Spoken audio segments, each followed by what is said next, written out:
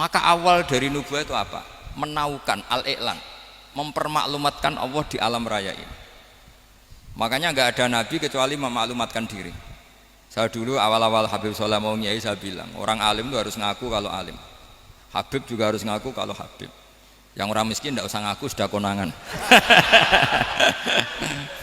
Wong elek ora usah ngaku wis ketara elek. Sudah. Karena agama ini pertama yang menolong itu memaklumatkan. Sehingga pertama Nabi jadi Nabi dari Gua Hira, pertama apa? Cara saiki nggih kira-kira memaklumatkan.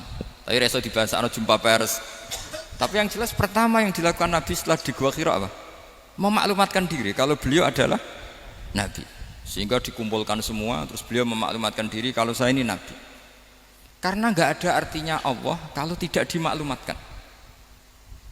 Makanya di Quran itu kalau menyebut Allah atau menyebut kebenaran selalu dimulai dengan kata fa'lam, harus dingertikan. Kita ngerti kemudian mengertikan ke orang lain.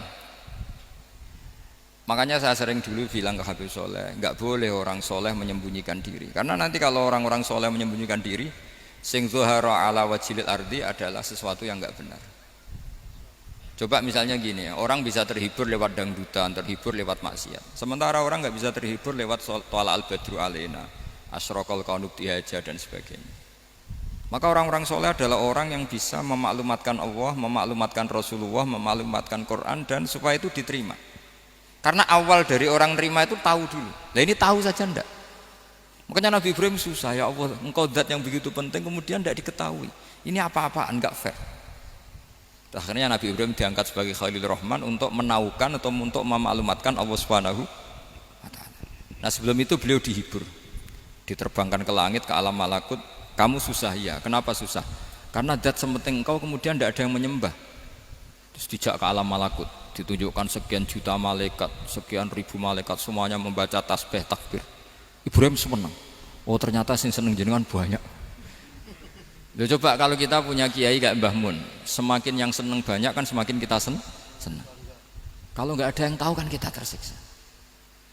Makanya ini penting sekali ya. Jadi pertama agama ini seperti ini itu barokahnya dingertikan, dimaklumatkan. Saya ini orang yang humul itu menutup diri betul, kecuali bab ngaji. Saya kalau ngaji terbuka.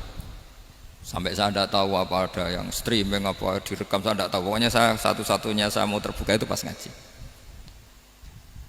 Dan saya pede karena dulu ngaji saya benar. Saya tanya Mas Akom, sebetulnya kalau sampean mau mulang terbuka bagus.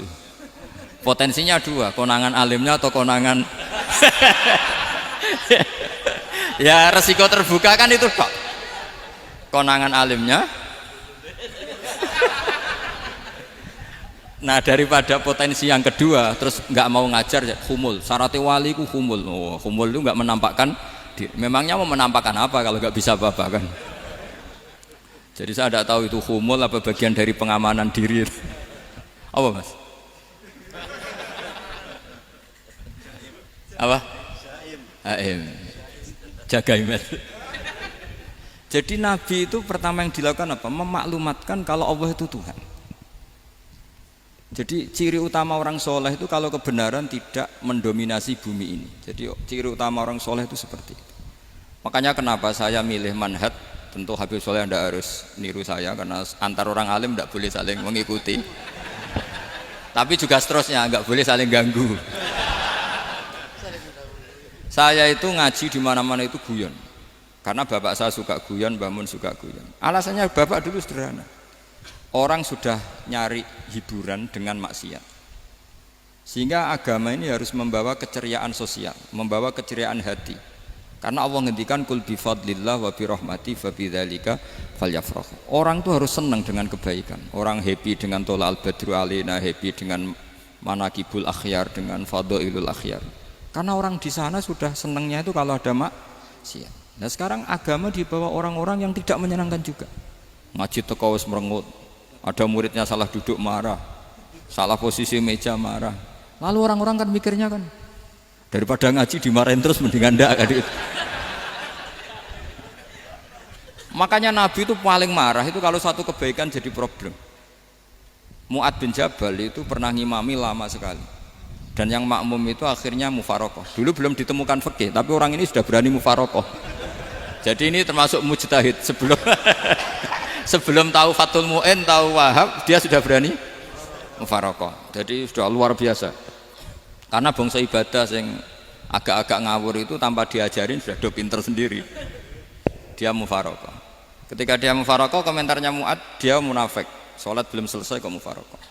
Singkat cerita Mu'ad melaporkan itu ke Rasulullah. Si tukang penggembala ini juga melaporkan ini ke Rasulullah. Tapi apa kata Rasulullah? Yang Rasulullah itu yang bela, malah bela yang penggembala tadi. Afattanun anta ya Mu'ad. Kamu itu tukang fitnah. Agama ini kalau kamu model begitu orang lari.